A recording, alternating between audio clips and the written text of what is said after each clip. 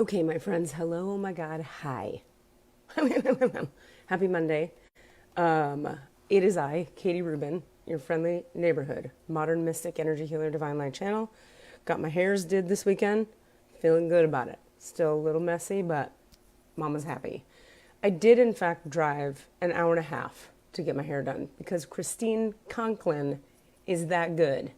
You need your hairs did, get over to Sacramento, California, and get Christine to do it. Ivy and Row is the name, I think, of the salon. Cheers to you, Christine, for saving my life.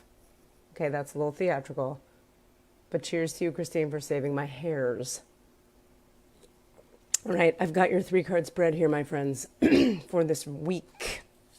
In the recent past, bit of a deep freeze on a certain level in some area or areas of life. Present moment, sad embrace. No big deal, because you can ask for help is the outcome. All right, let's dig deep into this. So in the recent past, we've had a bit of a deep freeze. We got a frozen lion on a frozen lake. Bibbidi ba, bibbidi boo. What does that mean? Everything has its season. Now, the recent time, is the time to put activity on hold while you rest. The cold winter beckons you to slow down and put a freeze on things that are not yet ready to bloom. It's time for regeneration and hibernation. Forgo ambitious activity. A pregnant pause allows ideas to gestate, projects to shift and change, and relationships to go through a dreamy state of being. Not going anywhere, not needing to. This is also a time to put all your arguments on ice. Nothing beneficial will come from any of them. Self-care is the most important activity now, so reflect, read a good book, get a massage, rest, and dream. This is reminder, the recent past. Could have been for some of you, I really get strongly, it's been a bunch of weeks and months of the recent past being of this vibe.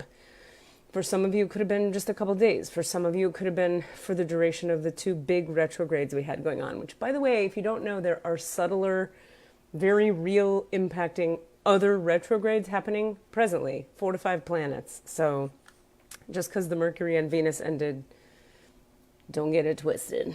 Okay, so that's your recent past. In the present moment, we have a bit of a sad embrace. Let's find out what the heck that's about. The sad embrace card says, loss is a part of life. Let go and allow time to heal you.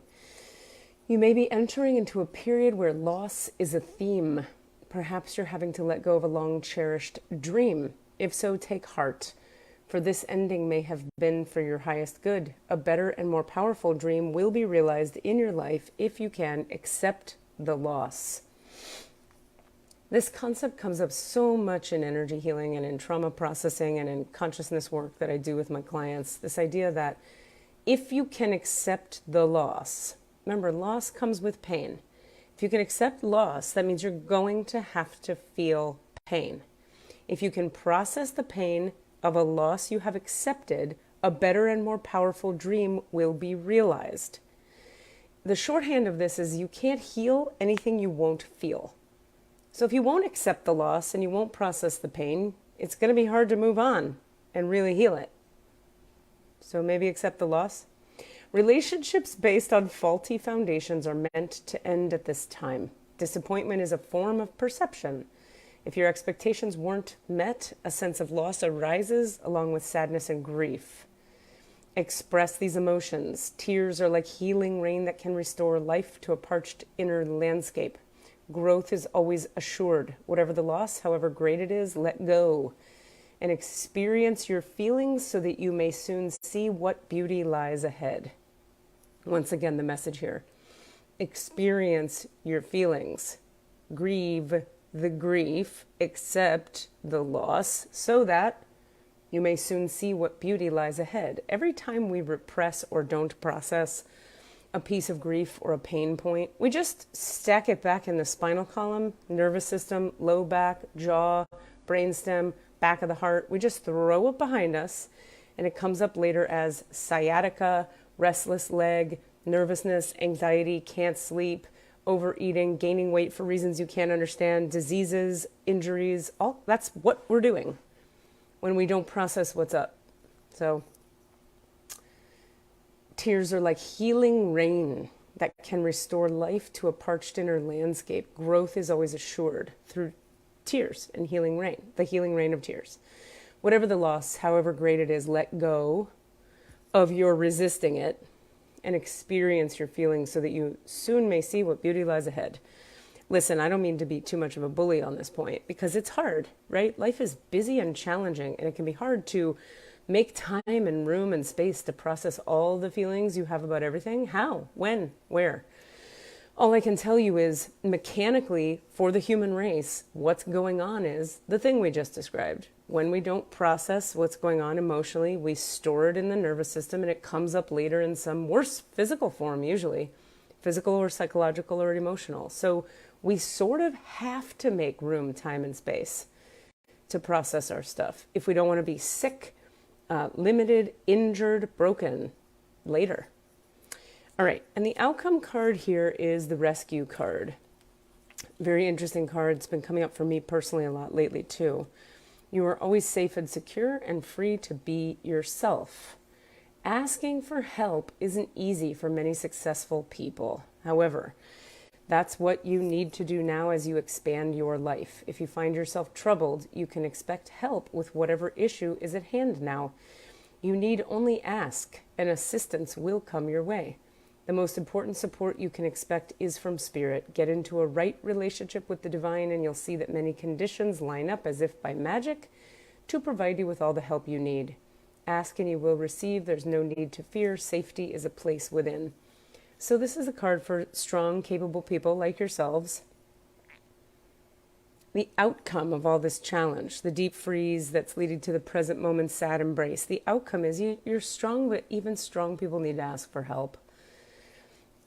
Listen, we're a race of beings that are built, we're literally built, our auras and our minds and our bodies are built to be interdependent. We need each other. We're not supposed to do this life all on our own.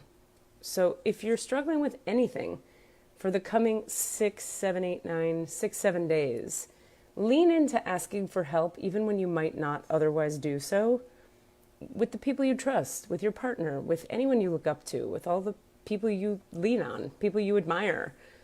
Ask them for help. Strong, capable, talented, intelligent, high-functioning people like yourselves also need help. And it's when you look at it closely, it's really arrogance and pride that keeps us from asking for help. Nothing wrong with arrogance and pride. We all have it. The only problem with arrogance and pride is it disconnects you from yourself and from spirit.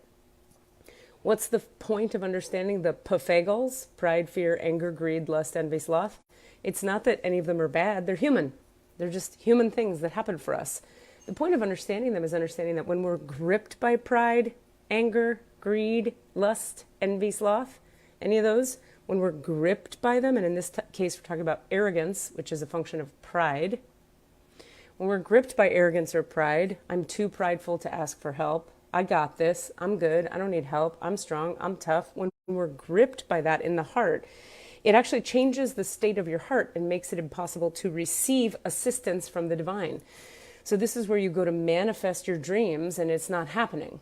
Well, look at your heart. How much pride, fear, anger, greed, lust, envy, or sloth is gripping your heart in such a way that if you were to soften it, you could ask for help from consciousness, spirit, the universe, the God, whatever words you use.